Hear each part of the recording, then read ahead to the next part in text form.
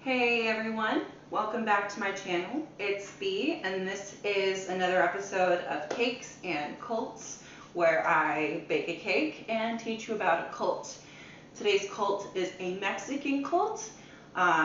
Es una curta mexicana que tenía una mujer, su nombre fue Magdalena Solis, que ellos lo respetaron como a un dios, man, my Spanish isn't as great as it used to be, but we're going to talk about a Mexican cult that featured this woman by the name of Magdalena Solis, who is worshipped as a goddess, I guess I should say. But she was known as the High Priestess of Blood because of her predilection to drink the blood of her victims. This all took place in 1963 in a Mexican village called Yerba Buena.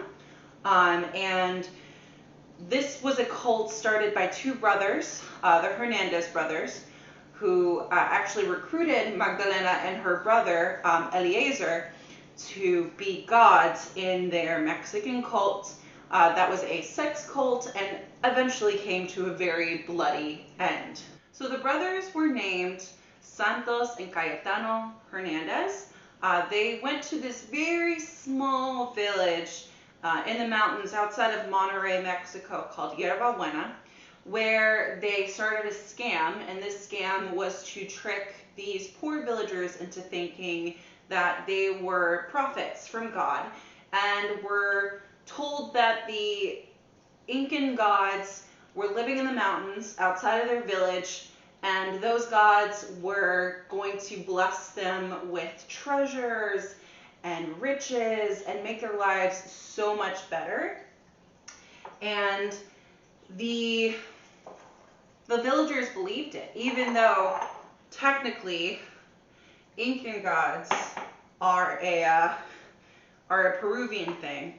Mexican gods, or at least like from ancient mythology, were all Mayan or Aztec, but regardless, they told the villagers that in exchange for sex and their devotion, offering their personal riches, like their life savings, personal objects, and then having sex with the brothers would bring about wealth for the community.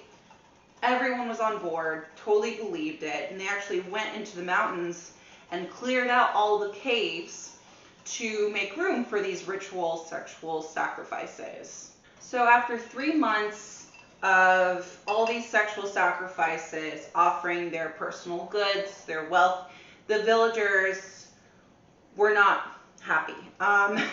They didn't notice any sort of increase in their personal wealth.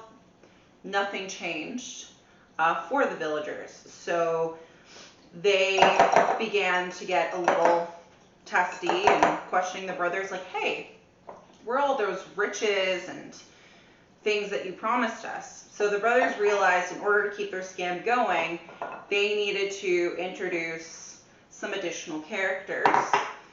These characters being Magdalena Solis and her brother Eliezer Solis, who were both 18 at the time. They actually met them in the neighboring town of Monterrey. Magdalena was working as a sex worker. She came from what was believed to be a low-income family, and she was doing survival sex work, and her brother was assisting her as her pimp. The brothers immediately loved everything about them, loved their look, loved their enthusiasm about the scam, so they brought them back to Yerba Buena, where they introduced them to the villagers in a cave. They filled the cave with special effects, which was basically flash bombs, smoke screens, what have you. The villagers were convinced that Magdalena and Eliezer were the promised gods and things were going to get better. So the sexual sacrifices and personal belongings, like tributes, all that stuff kept on rolling, and the brothers and Magdalena and Eliezer were living pretty So even after the villagers then began to give more freely their bodies and their belongings and their personal wealth, the mystic treasure never came. They never received the money and the fame and the glory that they were told they were promised. These disgruntled folks were pinned by the Hernandez brothers as dissenters and told the other villagers that if they didn't sacrifice these dissenting members of their cult, the gods would be angry, they'll never get the riches that they need, and they need to perform a blood sacrifice in apology.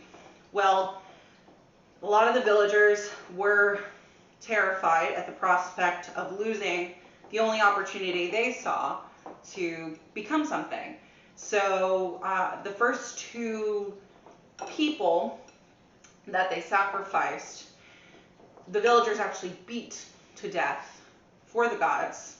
And to appease the gods, mostly Magdalena, they drank their blood from a holy chalice to kind of complete the ritual.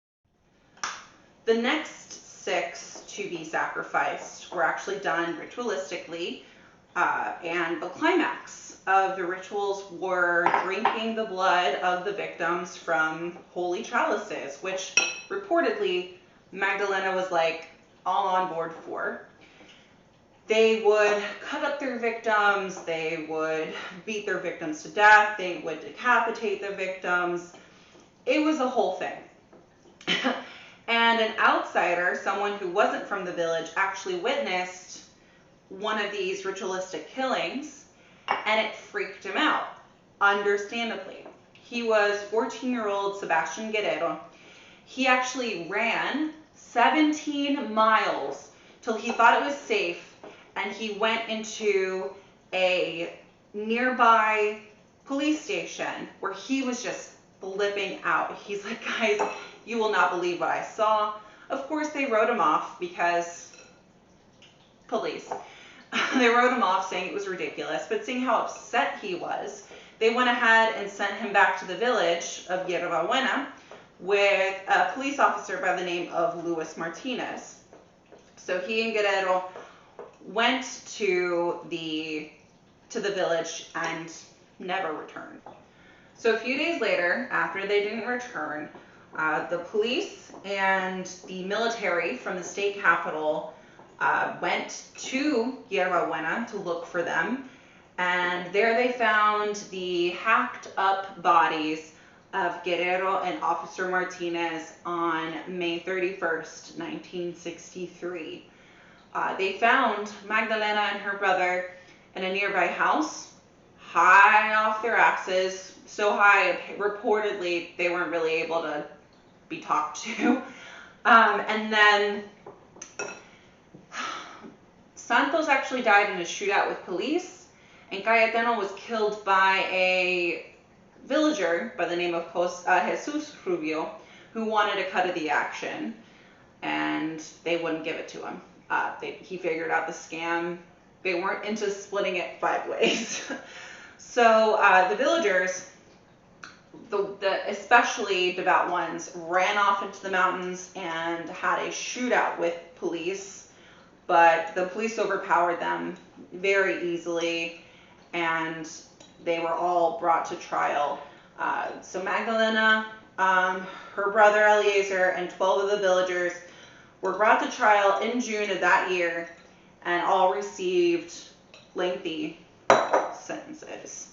And that is the story of Magdalena Solis. I'm going to go ahead and throw this bad boy in the oven, and then I'm going to come back and mix in the coconut milk and the vegan condensed milk, as I am making a Tres Leches cake. Oh, I don't think this cake pan's good. Whoop. Okay. So I will be back. See you in a second with a fresh cake. Okay, so I'm back. I have my completed sponge cake, and then this is full fat coconut milk mixed with vegan condensed milk that I made myself. So I'm going to take this chopstick, and the recipe states to poke a hole like every inch to half inch or so along the cake. And the reason why I'm keeping it in the springform pan is because I'm going to pour the milk in here and it's going to go everywhere. I kind of want it to chill. It's actually best served cold. So I want it, to have an opportunity to chill and set before I let it go and I serve it. Otherwise, milk is going to go everywhere. And what's the fun in having a Tres Leches cake that doesn't taste like milk, So I'm almost done poking these holes. This is actually pretty therapeutic, I'm not gonna lie. Right, I think that's enough holes. Okay. So nice and holy. And then it says to take the milk and to pour it in little bits at a time. Like, don't overwhelm it. And you might not even need the whole mixture, but you want it to absorb the milk in between pourings, so it has an opportunity to get like nice and dense. And if you've never had Tres Leches cake before and you're not vegan, I 100% recommend getting yourself one from your local Spanish bakery. They will sell it for sure. And when you get it from a local Spanish bakery, you're supporting local Hispanic businesses, which is super important, especially with a currently incredibly fascist White House. I try not to get political, but So I'll come back when this has been all absorbed and I'll show you the final product. And then I'm going to insert a picture after with a slice cut out so you can see how delicious it is. I think my cake is pretty saturated, so I'm going to let it sit for a little bit longer, put it in the fridge, and then tomorrow I'll slice into it and show you guys a yummy bite. And I can't wait until the next time we see each other. Till then, stay safe, stay spooky, and don't join a cult. Goodbye.